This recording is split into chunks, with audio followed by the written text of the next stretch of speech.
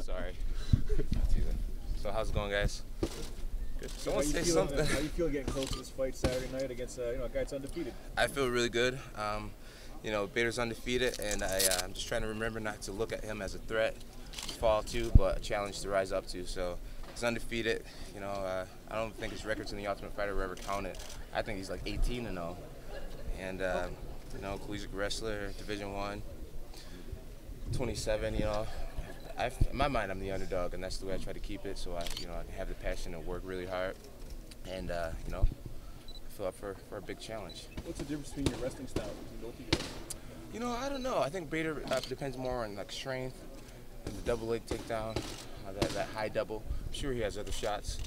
My wrestling, I do a lot of unpredictable things. I've never been muscular, so I've had to learn to outthink my opponents and outmaneuver my opponents. And I had a really good coach in high school and when I went to Iowa Central. So I'm used to fighting the guy who's way bigger and more muscular, and hopefully I can keep that same style that I've always had, just outmaneuvering, being the Spider-Man. So it should be fun. Jon, a lot's happened to you in a quick time, yet you seem to remain pretty grounded. Why do you think you've been able to do that in so much? Thank you for saying that. Because just 3 years ago I wasn't in this position. I was just a normal college kid, and now things have changed, and I just try to remember that it can all be taken away, and that that it's not really me. I always try to give God the glory for the things that I pull off and the things that is happening to me. And I figure as long as I keep Him first, great things will continue to happen. There's a quote that says, you can never look down on someone for looking up to you. So I just try to always respect everyone as an individual, and I think that's a great way to live. And I think if more people had that attitude, this would be a better world. Now, the fight game has seen a lot of guys like you come up and lose their way and get big and not finish off with the same guy as they start. Yeah. How do you stay away from that? There's a lot coming for you. How do you take it the right way?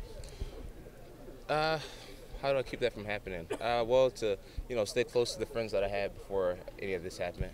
I have some really close friends back at home, and I have a praying mom, and my girlfriend, who will be my wife sooner or later.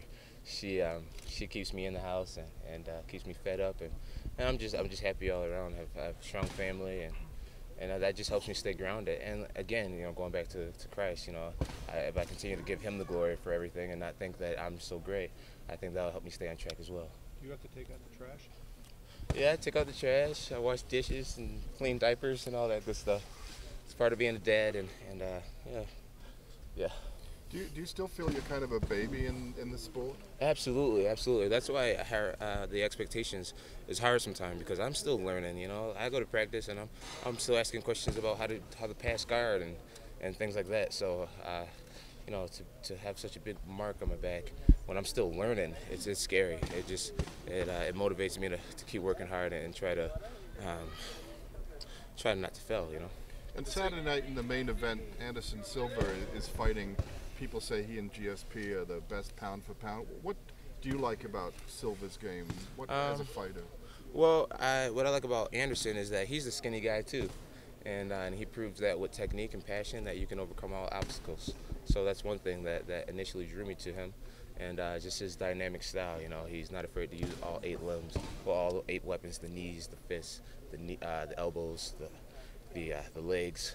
So he just inspires me to be like Warder. I think he's a great ambassador for our sport, and I think he's someone to look up to. He's really a special thing that I don't think people give him enough credit for. A lot of people want to see him fall for some reason, and I've been a supporter of him since day one, and I'll continue to root for him.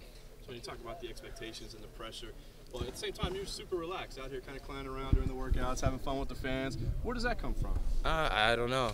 My dad used to make me sing in church on Sundays, and I would shake and I would be so scared. So this is just people watching, and I've been in wrestling tournaments for a long time and stuff, and been in the finals quite a few times. So I guess I just over time I've developed not fear of people. You said you feel yourself as an underdog, or you like to feel yourself as an underdog. In reality, though, you're a big favorite in this fight. What do you feel about this public perception of you that people have taken to you this quickly and they think so much of you? It's a blessing, you know, and I appreciate the people who see something in me, and you know, that's why I do it, and that's why I work really hard. But at the same time, you know, it can be scary, and it can be a lot. You know, like people call me hype a lot of times, and sometimes they say I'm all hype in a way of like, you know, I'm hyping him up to be more than he is, and then they say I'm all hype in different ways. Hype to the point where like nothing's good enough. You know, I'm like the new guy in the sport, and everyone's like, you know, if I beat Stefan, oh, he wasn't good enough. You know, if I beat Brandon, oh, he used to be good. Matroshenko, oh, he's too old. You know, it's like, who am I? You know, like I just started training 3 years ago, so I'm just trying to work hard and, you know, just not let myself down. Jon, do you like the fact that you're in a sport that lets you progress this quickly, as opposed to being in boxing where a guy has to win 20 fights in a row and before he has a big fight? Absolutely, I love MMA. With MMA, you know, you can change your whole life around in a very short amount of time. I have a lot of friends who are really tough, and Vito Buffalo's here. I have a lot of friends who are really tough, and I tell them, I'm like, you know, you should try MMA, man. You know, it doesn't take you know, 440 or the highest lateral jump or whatever. You know, you can just with passion and hard work, you can make it in a short amount of time. So yeah, quote me on this. You know, kids all over the world, you guys should definitely think about mixed martial arts. It can change your life in a very positive manner and make you a better person, and you can, you know, change your family tree eventually. What do you think the difference is between a boxer who does win those 20 fights, though, his confidence level, as opposed to like yours? He's won 20 fights, but you've faced some top-level competition. So right. Which guy has the edge in confidence? I really wouldn't want to go on into that because I really don't follow boxing too closely.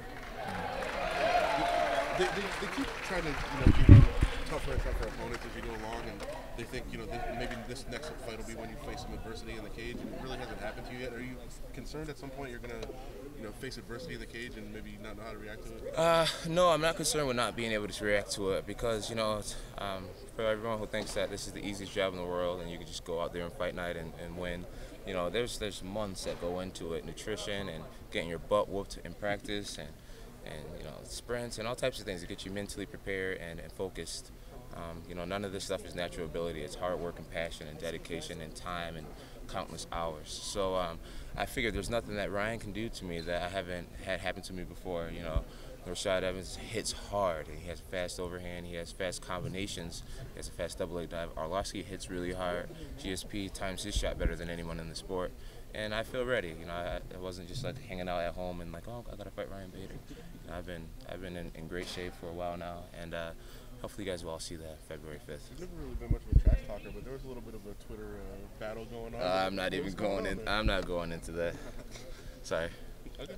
Jon, you talked a lot about the process of studying for your opponents in previous bouts. Was that the same preparation this time around in terms of the pictures and the measurements? Absolutely. You know, the first person I studied was Stefan Bonner. You know, being such a huge underdog, and I think you know, knowing what you're getting into can really help you stay relaxed, and you can figure out a lot about your opponent's tendencies, his footsteps, what makes him do that, what way does he dip when he gets in trouble, you know, when does he shoot, all types of things like that. So yeah, studying is definitely really important. There's a quote that says, if you know yourself and you know your enemy, you shouldn't fear the result of over 100 battles. So just really being prepared is huge.